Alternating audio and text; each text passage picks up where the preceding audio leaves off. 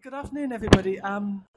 Just a short talk giving 10 top tips for specifying sustainable concrete. Um, my name is Jenny Burridge. I'm Head of Structural Engineering at the Concrete Centre. And just to let you know, Concrete Centre, we are the technical and marketing body for the concrete industry in the UK, and we're here to provide advice and ways to get the best out of concrete. So we do practice workshops, we do seminars, we do brochures, as you see, we do webinars. Do look at our website and see what we can help you with. Um, so, uh, specifying sustainable concrete, and it looks at reduction of the embodied carbon, use of recycled content, responsible sourcing, and material efficiency. And I'll go through all of those in the talk. But that's what we're not talking about today, is the fact that concrete, when it's in place, is super sustainable because it's durable, it's long lasting, it provides you with fire resistance, it provides you all sorts of benefits, of sustainable benefits.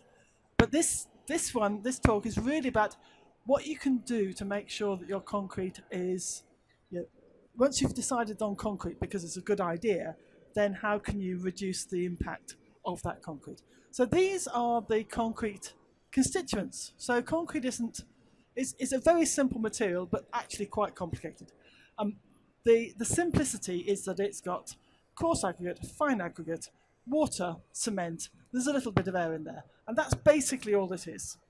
You can add extra bits to it, which to make it to make it slightly different. I always call it, it's like a cake. It's like a cake mix.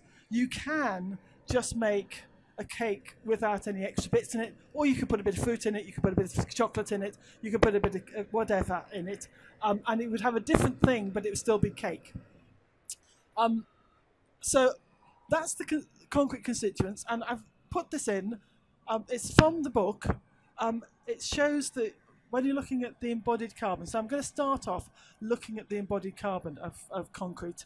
And you can see the different the amount of embodied carbon in the different constituent materials of concrete. And you can see the big number there. The big number is the Portland cement, SEM1, which is big. So if you're wanting to reduce the amount of embodied carbon in your concrete, the first thing to do is to look at the cement and what you can do with cement. Portland cement is not the only cementitious product that is around. We have to use Portland cement at the moment for our concretes, but you can put other things in as well. The first thing, so once you've decided on you're going to use concrete, the first thing to remember is you need to specify appropriately for what you're needing it to do. These are from the British standard for specifying concrete, BS 8500. These are the different exposure classes. So XC, XD, and XS are all to do with, if you've got reinforced concrete, you need to worry about those things. So it's carbonation, chlorides, and chlorides from the sea. Then there's two that are to do with making sure that the concrete is okay, whether or not it's reinforced. So XF, which is freeze-thaw attack, and that's, after last week, we all know that it can freeze. And concrete, if you don't prepare the concrete correctly, it can blow the top of the surface of the concrete. Obviously, you don't need to worry about it if it's inside, but if it's outside, you need to concern yourself. And then AC is the chemical attack, which is basically sulfates in the ground. So what you need to remember is to think about where the concrete is going to go. So that's the top tip, is actually remember where the concrete is going to go and specify for the right exposure class that you need it for. Because this is a table from the code BS 8500. This is an XC1, which is an internal concrete. So it's a mild exposure condition. Internal concrete would be an XC1. And you can see that the minimum strength is C2025. It's a 25 Newton concrete. And you only need 240 kilograms per cubic meter of cement, and that's cementitious stuff. But if you needed it for a car park, which would be XD1, you would need to make it stronger, and you'd need 50% more cement. So do think about which particular. So obviously you want to make sure it's right, but you can, if you're only looking for an internal concrete, it doesn't have to be that you don't need so much for cement. The second one, the second top tip is don't overspecify the strength. As a structural engineer, and I am a structural engineer, so I worry about concrete strength. If it doesn't need to be that strong, then don't make it strong, because the stronger the concrete, the more cement you tend to put into it. So you need to worry about compression strength for compressor strength for compression elements, so things like columns and walls and things. The stronger concretes are stiffer, so that sometimes it's worth putting in more cement in order to reduce the amount of reinforcement to put into it. And you tend to have more it tends to be more economical to use a high strength concrete for columns in taller buildings. But having said that, sometimes you don't want to have a strong concrete. So for example, in basements where you're busy trying to make sure that the walls are not going to crack due to early thermal effects, apologies for the technical term, then you wouldn't want to have high strength concrete. So when you're thinking about, sometimes you actually want to make sure the concrete is lower strength, as well as the fact that you have lower strengths need less cement in there. And as you see, a C40-50 concrete typically has about 50% more cement in it than a C20-25 concrete. And that's the second one. The third one is to use what we call additions. And these are other cementitious stuff that you can put in instead of part of the Portland cement. So this is the table again, and you can see that we've got CEM 1, Portland cement, of being 913, but actually there's additions which I'll go through, like ground granulated blast furnace slag, GGBS, that has 67. So in comparison to 913, so it's a big difference. And even better is fly ash at 4. So 4 kilograms of embodied carbon per ton of fly ash, which is very, very small. Aggregate is about 5. So actually, when you're looking at the overall, that 913 is a big number, but actually most of concrete is aggregate, and it's in there, that 5 number. So use additions. So most of the embodied carbon from concrete comes from the Portland cement.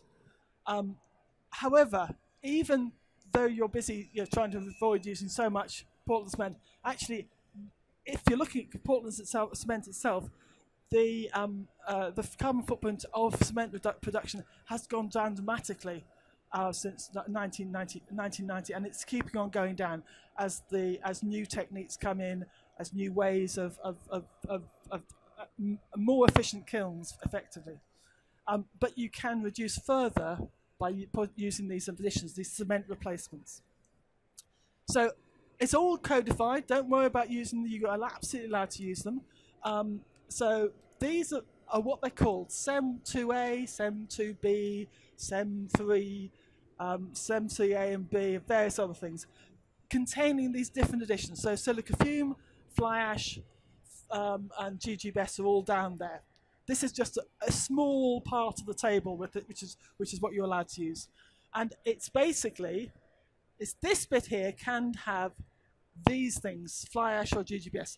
And you'll see that GGBS is a lighter colour, fly ash tends to be a darker colour. And that will make a difference to your concrete as well. So if you want a dark coloured concrete, fly ash. If you want a lighter coloured concrete, GGBS.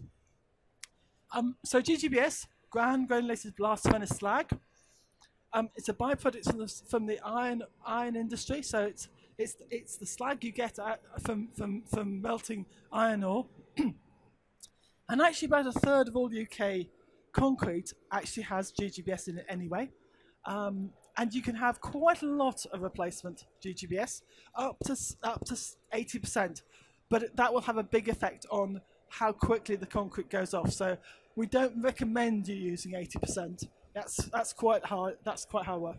So you get lower early age temperature gain, and lower slower strength gain, but actually below about, if you've got about 35–40% GGBS, it shouldn't have any effect on the striking time. Of course, you're worrying about program on that one. Fly ash is another byproduct. It's another thing that we use that's a waste product from somewhere else. And it's from coal-fired power stations. So it's widely used in block manufacture. You can go up to 55%, although again, don't go up too high. If you're worrying about the amount of the early age gain that you need to have, strength gain you need to have. But it's actually it's sort of, because it's ash. It's sort of, there are lots of balls rather than, it's not ground up. It's actually quite smooth. So it actually improves the workability. So there's actually a benefit to have fly ash in your concrete mix. And in fact, there are some for some types of exposure, like being in the ground and you've got sulfates, you shouldn't be using just Portland cement. You should be using fly ash or GGBS in order to improve the durability of the concrete. So again, it lowers the temperature of the early age temperature of the concrete, because when concrete is mixed up, the cement gets hot. The cement water reaction gives out heat, so the concrete heats up, and it's less here, and that makes it much better. Again, GGBS and fly ash makes it much better for things like basements or tanks, where you're busy trying to reduce the early age thermal effects of your concrete. Couple of other additions that are used: Silica Fume, used for high strength concrete. That's a very fine powder, and it gives you a very dense concrete, which makes it stronger. And limestone fines, it's limestone that's been ground up very fine, and that produces a certain amount of cementitious capacity for your concrete. So both of those are available, as well as GGBS and fly ash. But GGBS and fly ash are available in every single concrete producer. Will have some a hopper full of Portland cement, and hopper either of GGBS or fly ash. So they are very, very common. And you can see from the table here, there's a sort of a typical reinforced concrete structural strength with a cube strength of 40 newtons per millimeter squared. For that sort of typical structural concrete, if you have just Portland cement, it would give you an embodied carbon per ton of 153 kilograms. But 30% fly ash would bring that down to 130, and SEM 3A, which is 50% GGBS, would bring it down to 97. So it all makes it worth looking at using additions. You do get some effect on the strength gain. Portland cement concrete will set faster, so you may need to think about that. But sometimes that's not an important thing. If you're ever interested, that's available in our publications. So that's another top tip is that use additions. The next one is to use admixtures.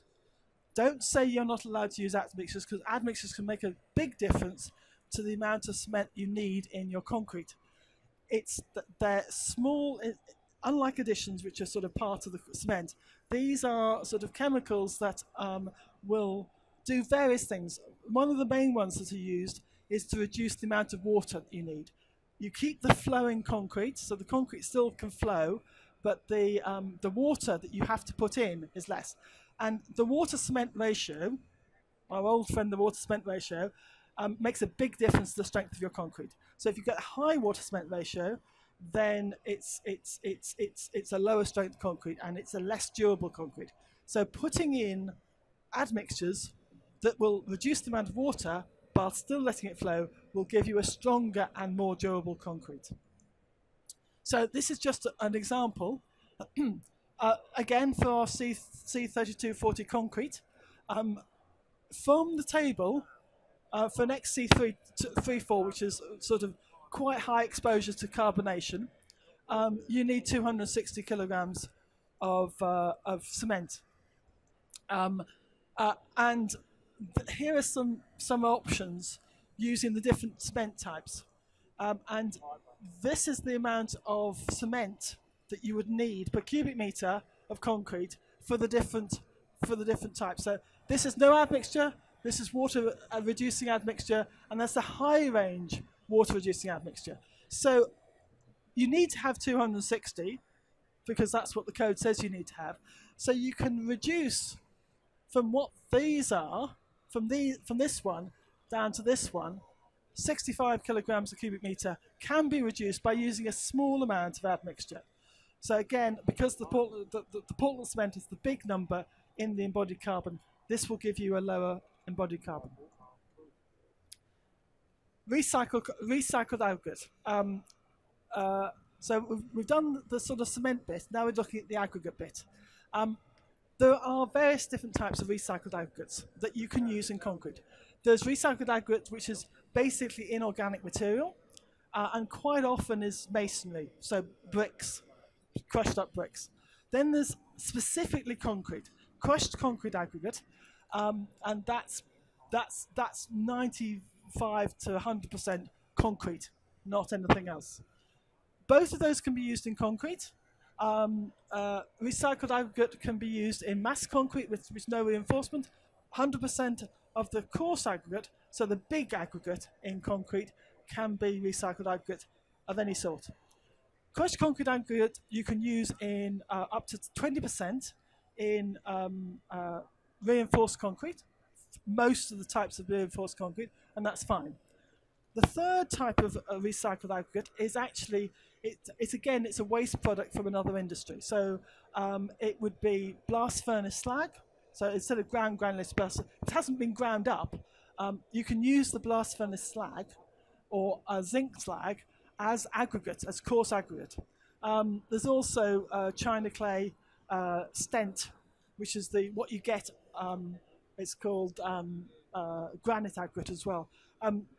This stuff, this stent, is a byproduct from China clay extraction. There's a whole load of it down in Cornwall because that's where they used to mine for China clay. So they've got lots of that, and you can use it, and you can use 100% of the coarse aggregate in concrete can be a secondary aggregate if it complies with the various tests that you need to do. So it's all available, it's all codified, you're always allowed to do it. The main problem with using recycled aggregate is actually finding the stuff, because mostly people use it for hardcore and for other things around site. And if you have to transport it at all, then unless it's one of the secondary aggregates where there is a transport system like a train or something, if you've had to move your recycled aggregate by road by more than 15 kilometers, then actually you've got a higher embodied carbon than ordinary straightforward virgin aggregate that's been quarried specifically for concrete. So it is, you can specify recycled aggregates, but please don't over-specify it. The other thing to remember is don't specify, if you can avoid it, don't specify small aggregate size. So the standard, the normal is 20 millimeter maximum aggregate size. And that's standard, and that should be fine. If you use a 40 millimeter maximum aggregate size, you would tend to use that for things like for infrastructure stuff. That uses less cement content because you've got less cement to coat all the aggregate bits because they're bigger bits. So the surface area of the aggregate goes down if you get a bigger aggregate size. So you don't want to go anything less than 10 millimeter aggregate unless you have to. So don't specify something that's small unless you absolutely have to. So that's the aggregates. The next top tip is specify responsibly sourced concrete. Now, there's responsible sourcing is looks at all the different aspects of sourcing. So that's making sure that environmentally it's been sourced properly, socially it's been sourced properly, there isn't any child labour or anything like that in it.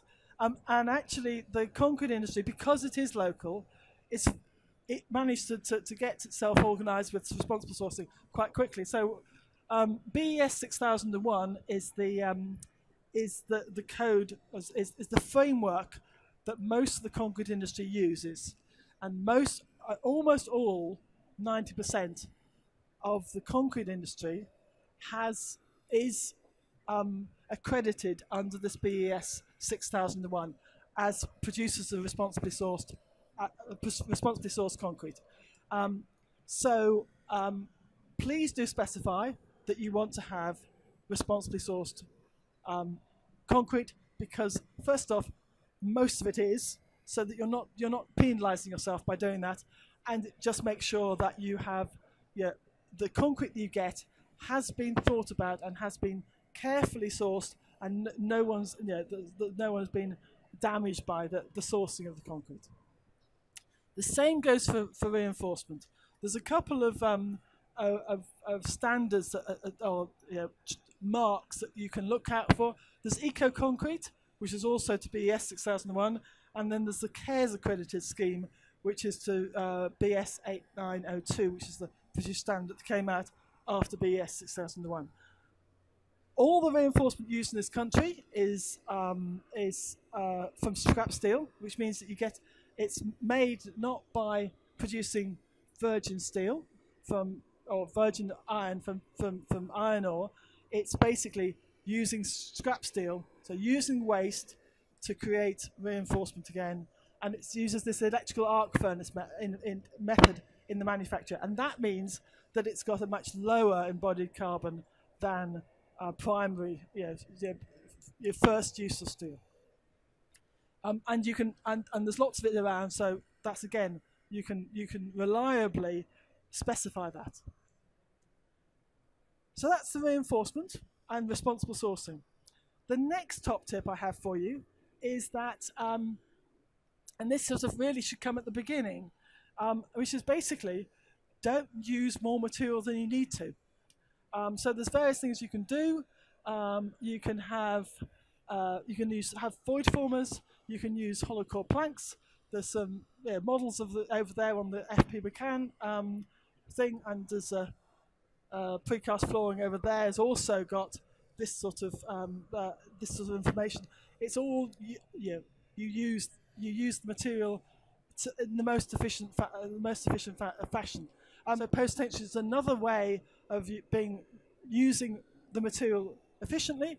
Post-tensioning puts the concrete into compression, which it likes being, and you can save 50 to 75 millimeters off the depth of your concrete slab by going post-tension, and you can save 2/3 of the steel. So again, it's an efficient way of using the material. And the other thing about concrete is that it's useful in that it can be many things. It can do many jobs. It's not just the structure. It can be the finish as well. It can be the part of the M&E requirements. It can do all sorts, and it also reduces the amount of maintenance and replacement work that needs to be done if you use concrete as the finish. So it's worth thinking about using concrete as the finish in order to reduce the amount of material that's used throughout the lifetime of the building. So final one, I think it's the final one, is designed for reuse and for long life. So material efficiency is one thing, but make sure that we are into reusing the concrete again. We do have a book on material efficiency, which has this information in about how the life cycle of concrete works. But if you can refurbish a concrete building, which you can, the concrete will be fine, and it's because it's durable. Refurbishing it will save you. Basically, we did some work and looked at how much embodied carbon is in the structure of a building in comparison to the whole of the building, and it came out there's about half. So half the embodied carbon in a building is in the structure of the building. So if you can reuse the structure, then the amount of embodied carbon in there is significantly reduced. So this one is just Bennett's Associates a project in Winchester where they reused. You can see the waffle slab, which is a typical 60s, 70s construction, is being reused again and working well. Final one. This is the final one. At the end of life, concrete is recyclable, as we said before, but also if you crush the concrete up as hardcore, it absorbs CO2. So a third of this CO2 that's created as an embodied carbon at the beginning will be absorbed at the end of its life. So it absorbs CO2. And that's that. So Whole Life Carbon in Buildings is one of the books that we've got there. Final slide is that please look at these books we've got on there. They are downloadable if you don't want to carry them around. Specifying Sustainable Concrete, Material Efficiency, and Whole Life Carbon in Buildings. But lots of our stuff, lots of what we've got will give you more information about how to specify sustainable concrete. So here are my top 10. Specify appropriately for exposure class. Don't over-specify the strength. Use additions. Use admixtures. Allow but don't over-specify recycled content. Don't specify a small aggregate size. Specify responsibly sourced concrete and reinforcement. Be efficient in the use of materials and design for reuse and long life. Thank you very much.